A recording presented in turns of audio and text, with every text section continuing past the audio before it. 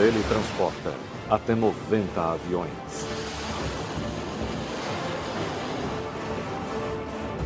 É capaz de lançar mais de 300 toneladas de bombas e mísseis num único ataque. O USS Nimitz é o primeiro porta-aviões da classe Nimitz. Os maiores navios de guerra do mundo. Ele deve seu sucesso a um século de inovações na construção naval. Identificamos 7 embarcações marcantes. Cada uma delas fundamental para a evolução do design dos porta-aviões. No coração de cada uma delas, existe uma inovação tecnológica que permitiu aos porta-aviões crescer cada vez mais. Uma a uma, avançando na história. Vamos revelar as histórias incríveis por trás das invenções que os trouxeram até aqui.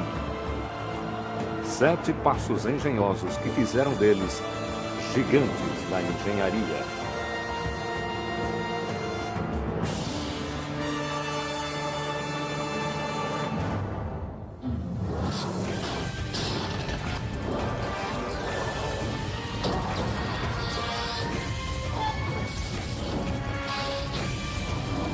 Gigantes da engenharia. O porta-aviões USS Nimitz.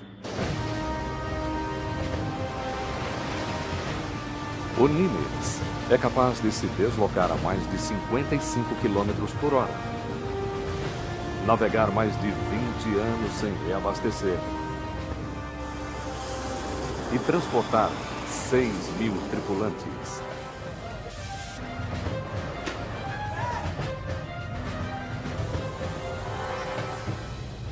Ele detecta ameaças a 500 quilômetros de distância. E lança um caça supersônico a cada 20 segundos para interceptá-los. É uma obra-prima da engenharia moderna. Para entender como o Nimitz se tornou o mais poderoso porta-aviões já construído, devemos voltar a 1916. Logo depois que o ser humano aprendeu a voar, surgiu o desejo de decolar do convés de um navio. Esse navio era o USS Carolina do Norte.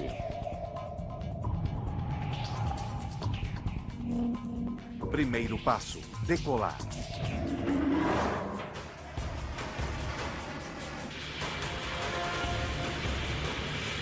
Para se atingir a velocidade de decolagem, é preciso haver uma longa pista.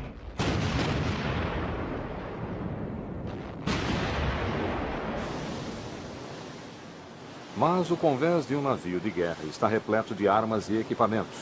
Não há espaço para uma pista longa. Era preciso criar uma forma de alcançar a velocidade de decolagem numa distância menor. O problema todo se resume a uma lei da física.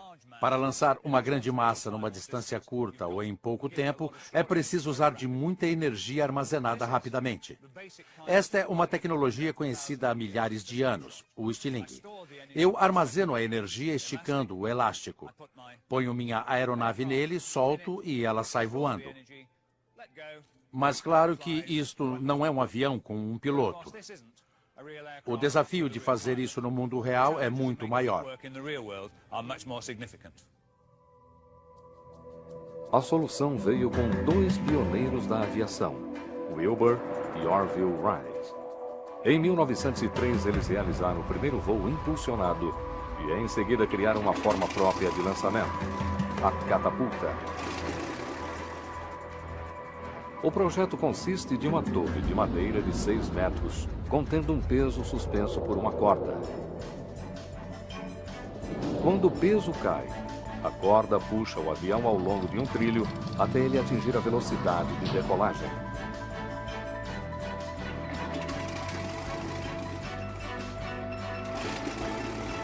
Os irmãos ofereceram um sistema de lançamento à Marinha. Mas soltar um grande peso sobre o convés de um navio não era uma boa ideia. E a Marinha precisava de um novo projeto. Então eles tiveram uma ideia melhor. Outra forma de armazenar energia a bordo seria o ar comprimido usado para lançar torpedos.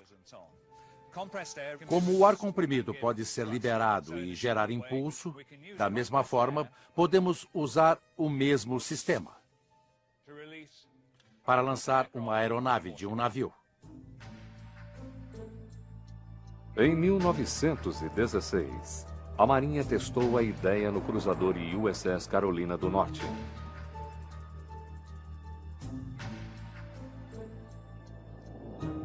Um trilho de aço de 30 metros foi instalado na popa do navio.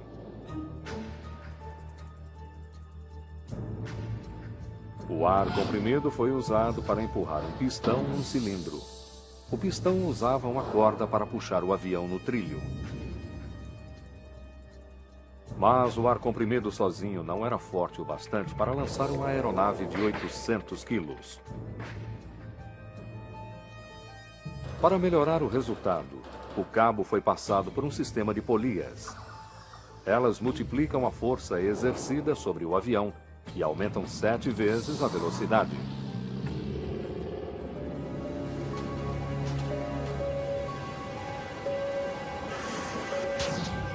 Após anos de tentativa e erro, finalmente havia um sistema que funcionava. Até então, o poderio de uma grande potência era determinado pela força de sua frota de encouraçados. Mas agora, um simples biplano lançado do convés de uma embarcação podia afundar o mais poderoso navio de guerra. Era o início da era dos porta-aviões.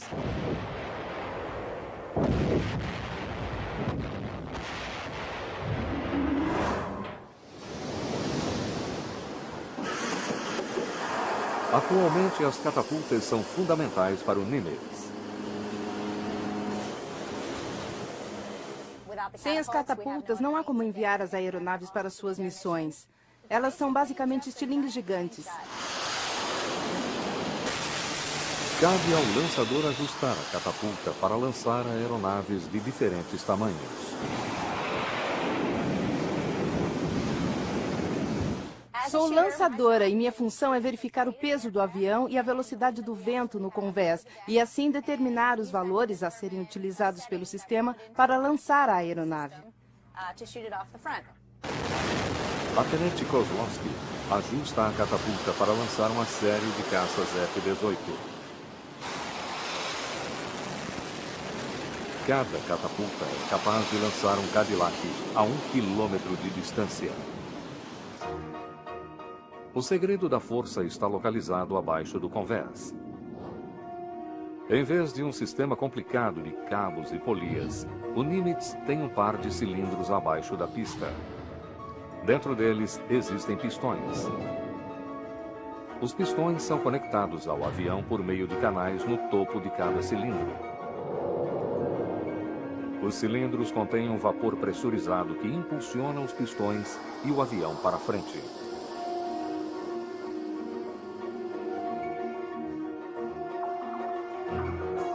Para evitar que o vapor escape, existem 2 tiras de metal flexível que agem como zíperes e fecham os canais assim que os pistões passam.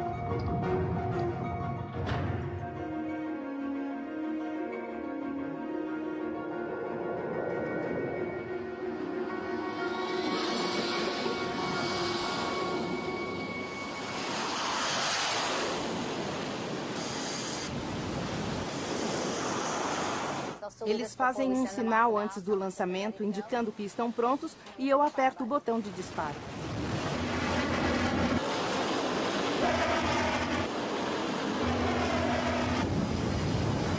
Em terra, um F-18 precisa de 1,5 km para decolar, mas a catapulta faz isso em menos de 100 metros. Em 1916, o USS Carolina do Norte tinha um grande problema para um porta-aviões. Não havia um local para o pouso.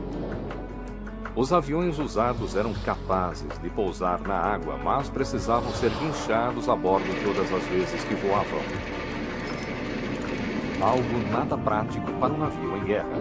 O pouso de aviões requeria um longo convés e um navio grande o bastante para isso, o HMS Ark Royal. Segundo passo, pousar.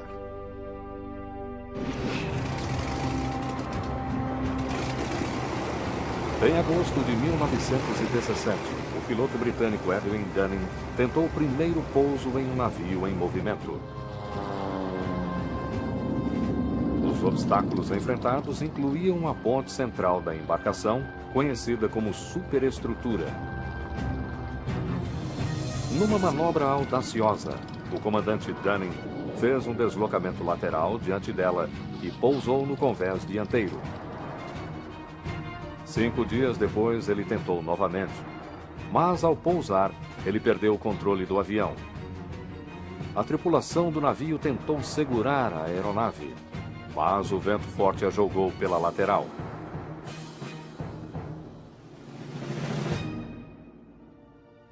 Dunning ficou inconsciente e afogou-se na cabine.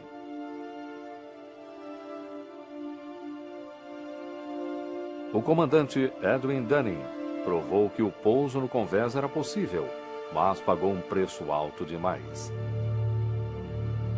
Para tornar o convés seguro para o pouso, era preciso redesenhar a superestrutura do navio, que era o maior obstáculo à aproximação da aeronave. Uma das propostas foi dividir a superestrutura em 2 partes, posicionando-as nas laterais do convés. No entanto, o vão entre os blocos não era largo o suficiente para permitir com folga o pouso de um avião, e isso poderia preocupar os pilotos.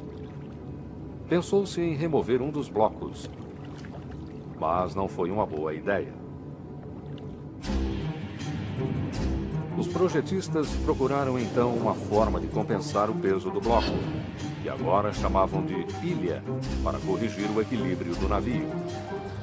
Os tanques de combustível a bom bordo foram enchidos até o topo, enquanto os tanques a este bordo receberam apenas parte do combustível. Mas à medida que o combustível era consumido, o navio voltava a inclinar.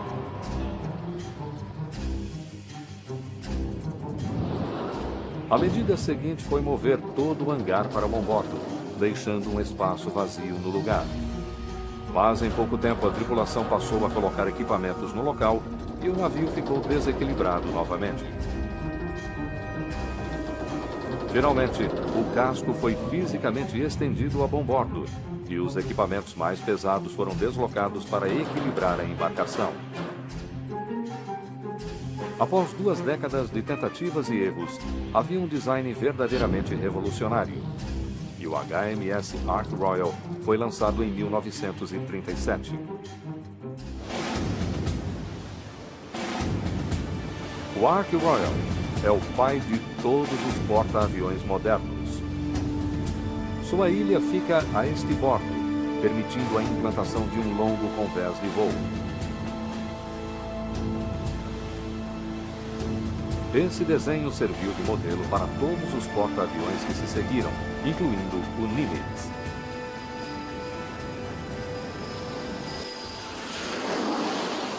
Assim como o Ark Royal, o Nimitz é um grande aeroporto flutuante.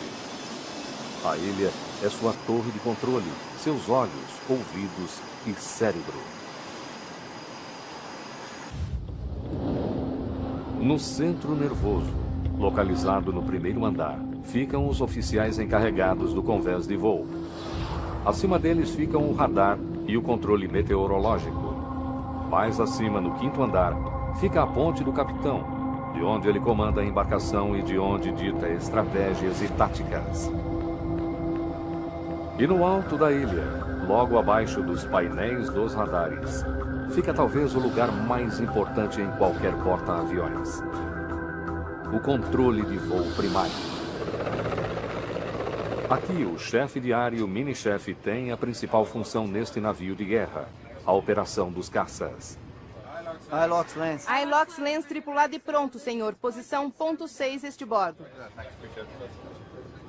Eles controlam o espaço aéreo em torno do Nimitz, as decolagens e pousos. Mas esta não é uma pista comum. O convés de voo é um dos mais perigosos locais de trabalho do mundo. Aqui a tripulação precisa desviar de asas, hélices e jatos, enquanto abastece, arma e estaciona as aeronaves de guerra. Movendo de estibordo a bombordo. Cuidado onde vai, cuidado onde pisa. Uma miniatura do convés de voo é utilizada para acompanhar a movimentação de cada aeronave.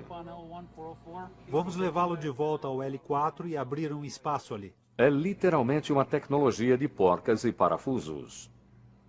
Esta é a tábua de OIA. É uma miniatura do convés de voo. E essas pecinhas plásticas que temos aqui representam aviões que estão no convés. Essas porcas e parafusos indicam coisas diferentes. Isto significa que o avião precisa ter os motores ligados. E isto aqui diz que precisa de combustível. Com isso, podemos acompanhar o que está acontecendo, porque tudo é muito rápido lá. E este painel é sempre atualizado.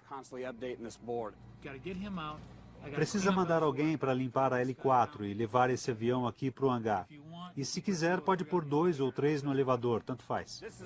Isso é sempre confiável. Se faltar energia, isso aqui não deixa de funcionar. Ed, antes de pôr alguém na L1, veja se está com os mísseis carregados. O Nimitz é capaz de operar mais aeronaves do que qualquer outro porta-aviões no mundo. Até 90 aviões de guerra. Em 1938, o Ark Royal, maior porta-aviões britânico, tinha a capacidade de cerca de 50 aeronaves. No entanto, os americanos queriam dobrar esse número para seus porta-aviões.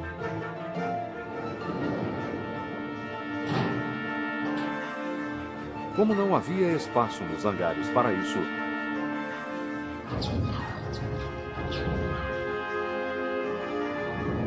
o convés teria de absorver o excedente.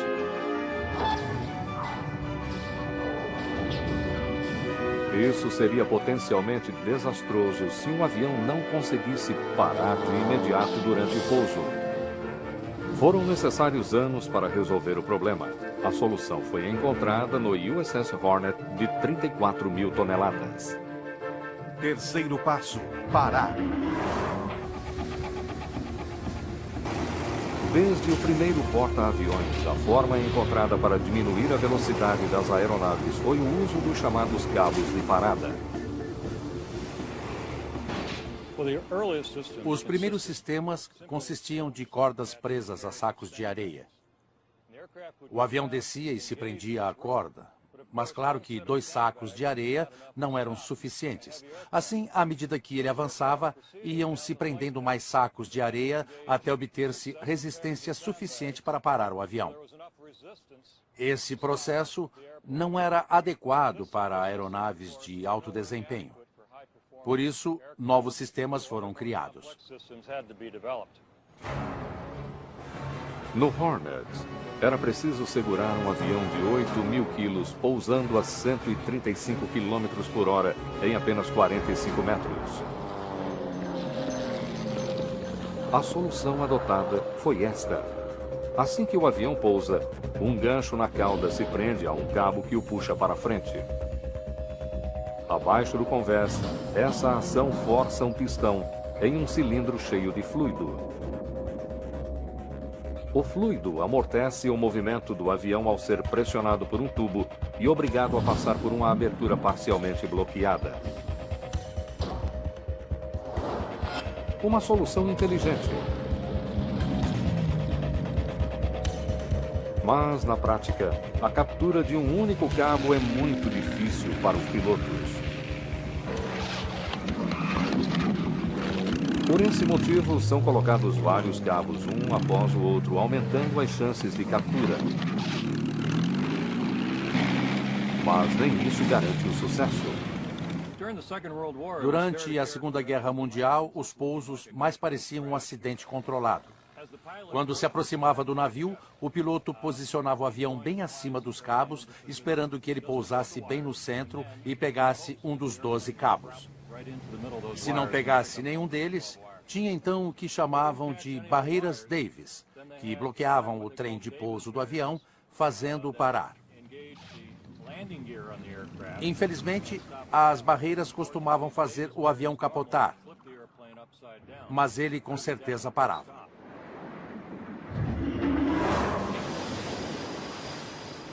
Atualmente no Nimitz, prender-se a um cabo de parada é ainda mais difícil. Os jatos chegam ao convés a 225 km por hora, dando muito pouco tempo ao piloto para guiar sua aeronave aos cabos.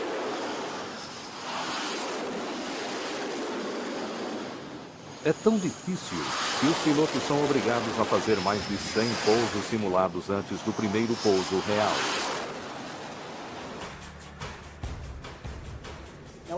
Pousar num porta-aviões é bem diferente de pousar numa pista de 2 ou 3 mil metros. Isso é o que chamamos de configuração suja. O trem de pouso está abaixado, os flaps acionados e o gancho pronto para capturar o cabo.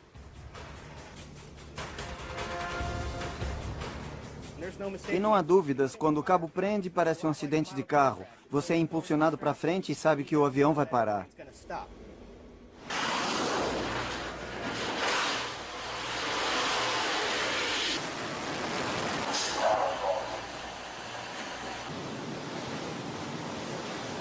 O princípio básico do sistema de parada não mudou em 60 anos, mas o Nimitz leva a operação ao limite. Ele precisa parar um F-18 de 25 mil quilos a 225 km por hora em apenas 100 metros. Mais ou menos o comprimento de um campo de futebol. Mesmo com 4 cabos disponíveis, às vezes os pilotos erram e precisam fazer uma nova tentativa. Eles chamam isso de bolter. Um bolter é quando o gancho está abaixado para o pouso e o jato não para. Você vai xingar um pouco quando voltar a subir e vai imaginar todos os seus colegas olhando para o seu avião e dando risadas. Você passa vergonha e seus amigos tiram sarro o resto do dia.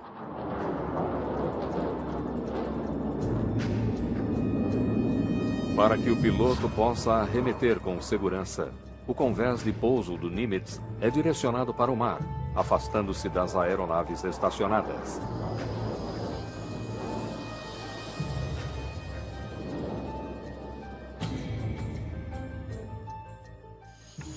Para ajudar no aperfeiçoamento dos pilotos, os mais experientes ficam no convés avaliando cada pouso.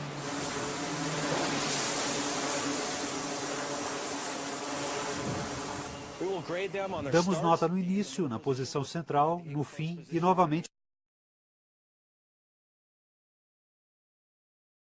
quando cruzam a rampa. Depois as notas vão para um quadro geral para sabermos como todos estão indo. Todo piloto acha que é o melhor da esquadra. Com certeza sou eu. E o pior piloto?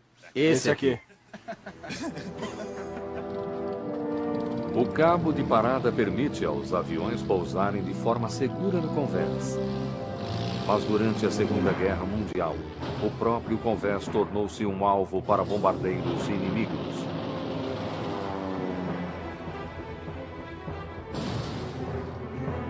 Para derrotá-los foi preciso uma nova abordagem, um porta-aviões 2 vezes maior, o USS Midway, de 61 mil toneladas.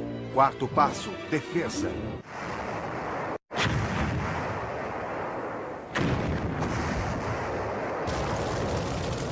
Em 19 de junho de 1945, uma catástrofe naval. Bombas lançadas pelos japoneses perfuram o convés de madeira do USS Franklin e explodem no hangar. Isso provocou a morte de 724 marinheiros e aviadores americanos.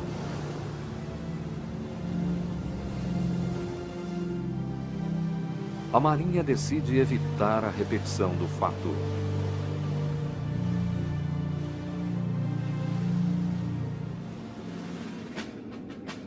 Proteger a tripulação, trocando a madeira por aço blindado, parece ser bastante simples.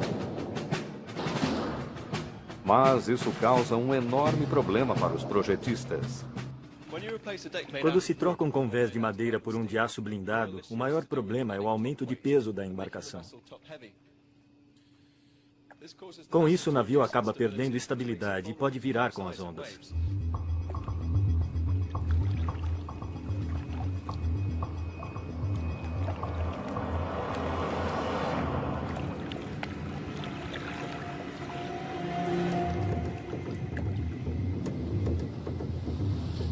Para tornar o navio mais estável, é preciso fazer um casco mais largo. Mas um casco mais largo encontra maior resistência, tornando a embarcação mais lenta na água. Para recuperar a velocidade, foi preciso fazer um casco mais aerodinâmico, o que tornou o navio mais delgado e mais longo, mas também mais pesado. O poderoso USS Midway é resultado desse conceito. Ele é quase 2 vezes mais pesado que seu predecessor, o Hornet. Durante a década posterior à Segunda Guerra, o Midway foi o maior navio do mundo, com cerca de 300 metros de comprimento. Placas de aço de 9 centímetros de espessura protegem o convés de voo de 12 mil metros quadrados.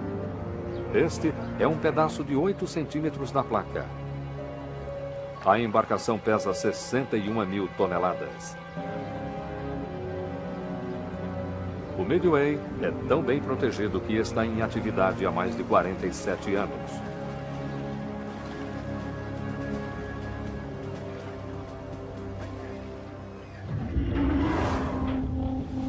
O convés do Nimitz também é de aço, mas as placas não são blindadas, nem precisam ser.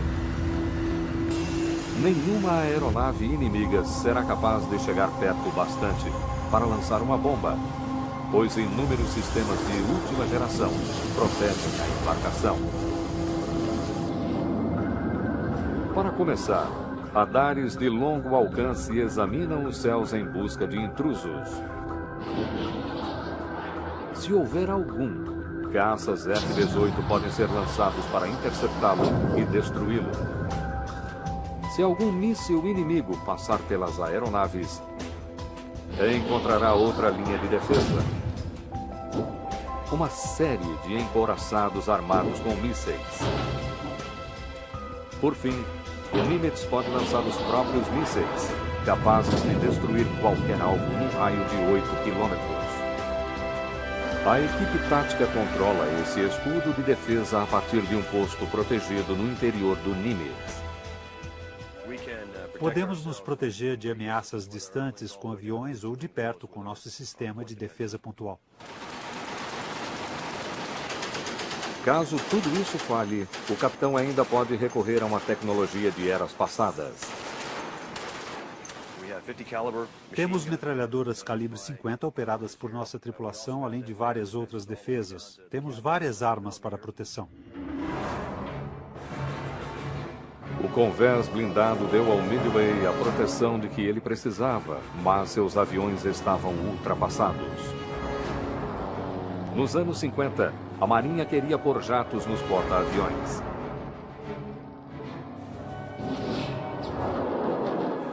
Mas não havia como essas aeronaves maiores e mais velozes pudessem pousar com segurança. Foram necessários 10 anos e uma ideia engenhosa para que os jatos começassem a pousar no USS Fort Call. 5º passo, orientação.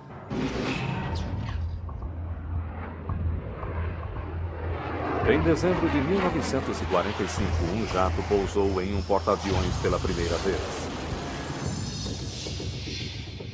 Foi um feito extraordinário da aviação, realizado por Eric Winkle Brown, o principal piloto de testes da Marinha Real. Esse avião é o que Winkle Brown pousou em dezembro de 1945, tornando a presença de jatos em porta-aviões fundamental para qualquer marinha moderna. Isso também criou uma série de novos problemas a serem resolvidos. O principal problema foi a velocidade. Aviões mais velozes dão aos pilotos menos tempo para achar o ângulo correto de aproximação. Se for muito aberto, o impacto com o convés será forte demais. E se o ângulo for muito fechado, a aeronave pode atingir a popa do navio. O melhor ângulo de aproximação para um pouso seguro é de 3 graus. Mas é quase impossível para o piloto acertar todas as vezes.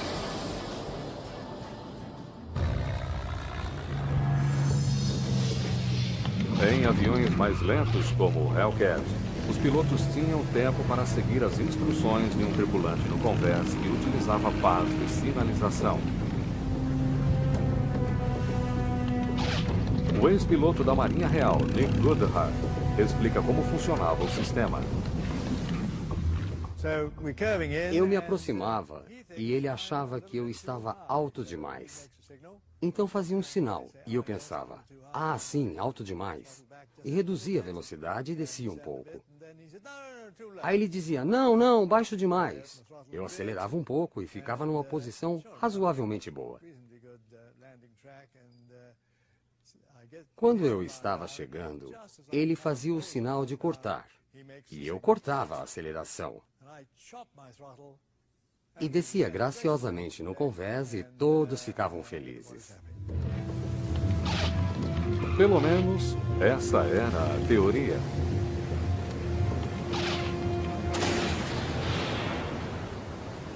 Mas, na prática, o procedimento era muito perigoso. Na verdade, perdemos tantos pilotos dessa forma que o número chegou a superar os pilotos mortos pelo inimigo na guerra. Abalado com as perdas, Goodhart propôs uma solução simples que permitiria ao piloto encontrar e seguir o ângulo correto de descida. Eu montei uma simulação aqui, exatamente como fiz na sala do meu chefe. Peguei um espelho com a secretária e o coloquei no convés. Tracei uma linha nele com batom, indicando o meio. E peguei uma lanterna, que está aqui. E também a pus no porta-aviões. Então chamei a secretária e disse a ela, seu trabalho como piloto é ver o reflexo da lanterna no espelho e andar lentamente na direção dele, mantendo o reflexo alinhado. Ao manter a luz alinhada com o risco horizontal, a secretária seguiu o ângulo correto de descida como o piloto posteriormente faria. O sistema foi implantado da seguinte forma. A lanterna é representada por 4 lâmpadas fixas no convés. À frente delas fica o espelho. Uma fileira de lâmpadas substitui a linha do batom. Quando o avião se aproxima, o raio de luz é refletido para o piloto num ângulo de 3 graus. Se ele mantiver o reflexo no centro do espelho, descerá no ângulo correto. Mas não é tão simples assim. No mar, a oscilação das ondas altera a direção dos raios de luz, às vezes com resultados catastróficos. Para estabilizar a luz, o espelho foi montado sobre um suporte giroscópico. Dessa forma, o avião poderia manter a linha de descida correta por mais agitado que estivesse o mar.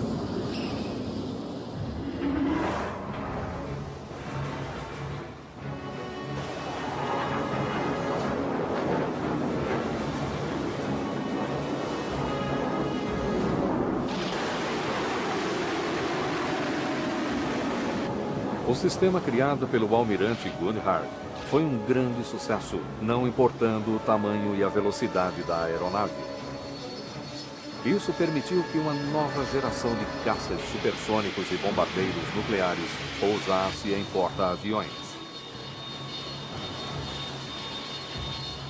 Por tudo isso, o Forrestal faz jus ao título de primeiro super porta-aviões do mundo. Atualmente, o Nimitz utiliza uma versão aperfeiçoada do sistema de auxílio ao pouso. Os pilotos chamam a lâmpada central desta fileira de lâmpadas de almôndega. Ela possui uma lente especial e o piloto só consegue ver a luz quando a aeronave está se aproximando no ângulo correto. O sistema de auxílio ao pouso permitiu ao Forrestal transportar os maiores e mais velozes bombardeiros da Marinha. Mas como navio de combate, ele possuía uma grave limitação. O combustível durava apenas 3 dias. Na busca por um novo sistema de propulsão, a Marinha criou algo tão grande que foi preciso construir uma embarcação maior para acomodá-lo. O USS Enterprise, de 91 mil toneladas. Sexto passo, potência. Este é o início de uma das operações mais perigosas da Marinha, o reabastecimento em alto mar. Vamos! Vai, Robert, vai!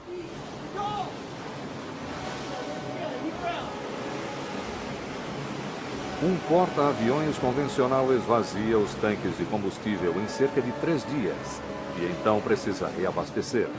Mas o processo não é simples. A tripulação utiliza uma corda piloto para puxar a mangueira de combustível.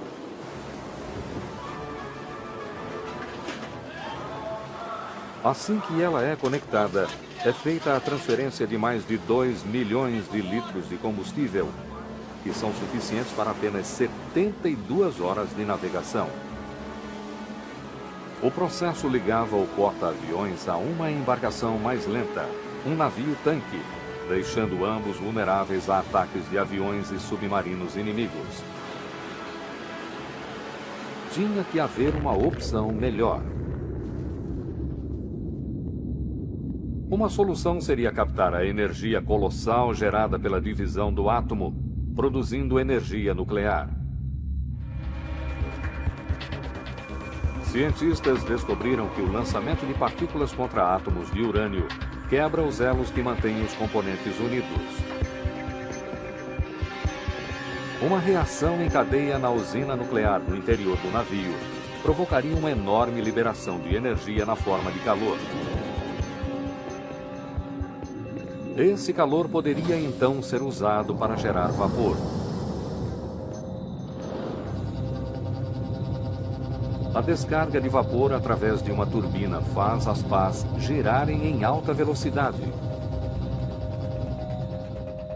E a transmissão desse movimento por meio de engrenagens cria energia suficiente para girar um eixo de 120 metros ligado a uma hélice.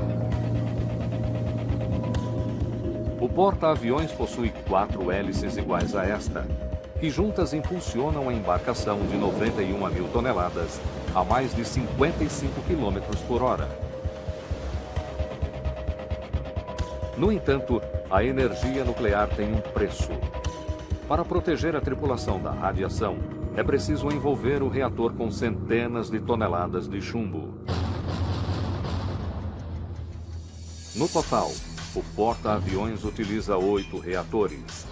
Em mares agitados, o peso extra no centro do casco poderia causar o colapso da quilha.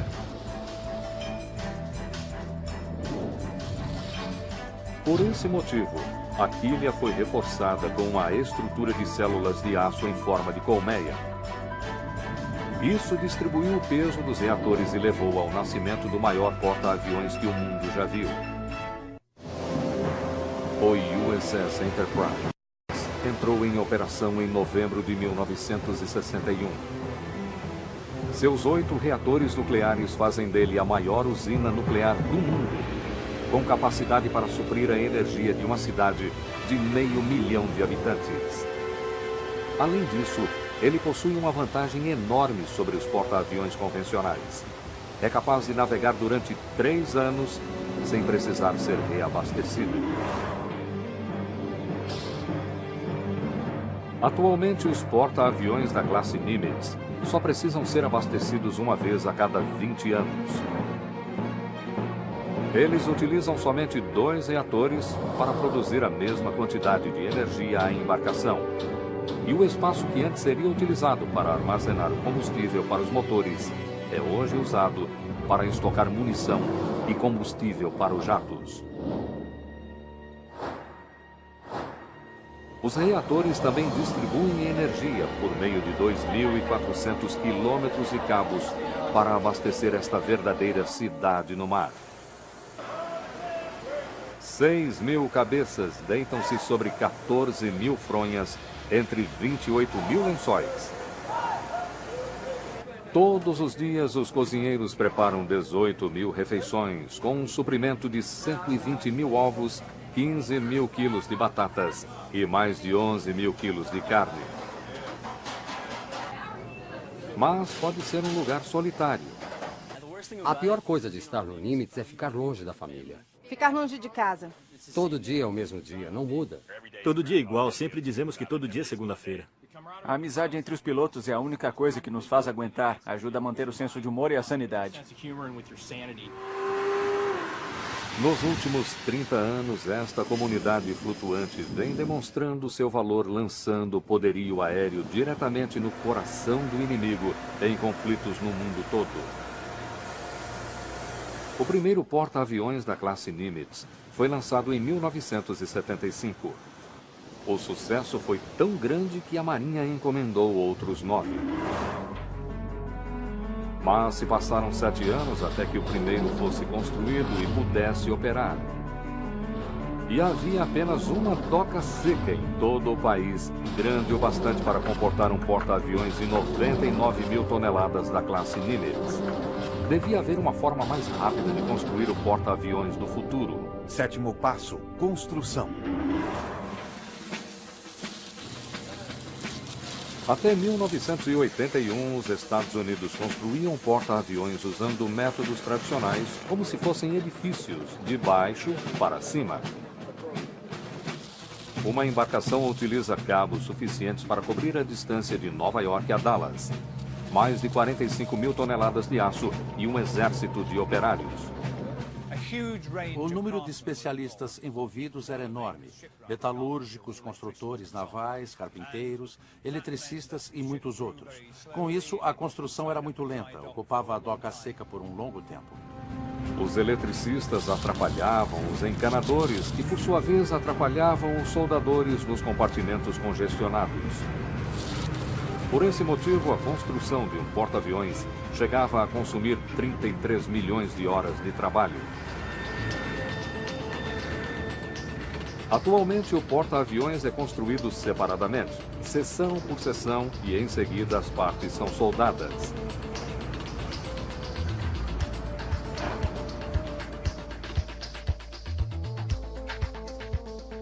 Profissionais de cada especialidade se alternam, instalando cabos e sistemas eletrônicos, anteparos e corredores. E como um não atrapalha o trabalho do outro, a construção do navio é muito mais rápida.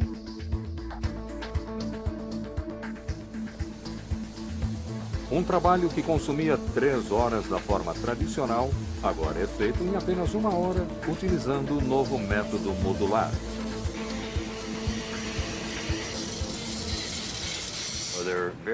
São peças muito grandes que se encaixam. O aperfeiçoamento no design por computador e a capacidade de reduzir o número de peças tornaram as coisas muito mais eficientes. O maior guindaste do hemisfério ocidental é usado para posicionar os módulos. 161 módulos são encaixados para formar um porta-aviões. Cada um deles pode pesar até 850 toneladas. A movimentação dos módulos leva o guindaste muito próximo de sua capacidade máxima. Em 8 de julho de 2006, a última peça do quebra-cabeça foi colocada no lugar. A ilha é o centro nervoso do porta-aviões. e pesa 700 toneladas.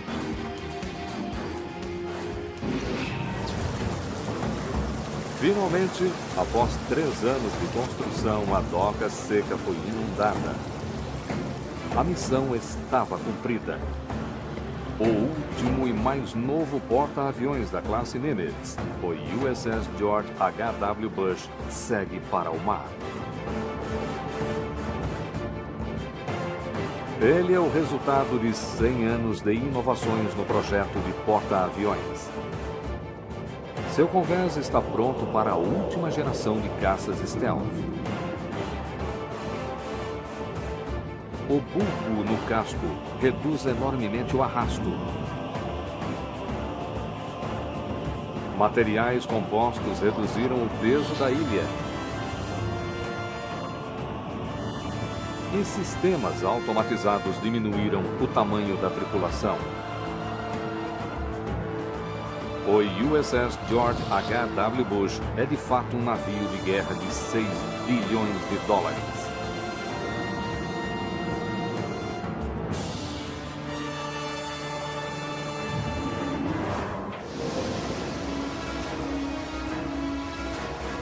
Os porta-aviões da classe Nimitz são atualmente os maiores e mais avançados encouraçados do mundo. Embora arquitetos navais já trabalhem na próxima geração de super porta-aviões, o primeiro deles só será entregue à Marinha em 2014. Até lá, o Nimitz reinará supremo.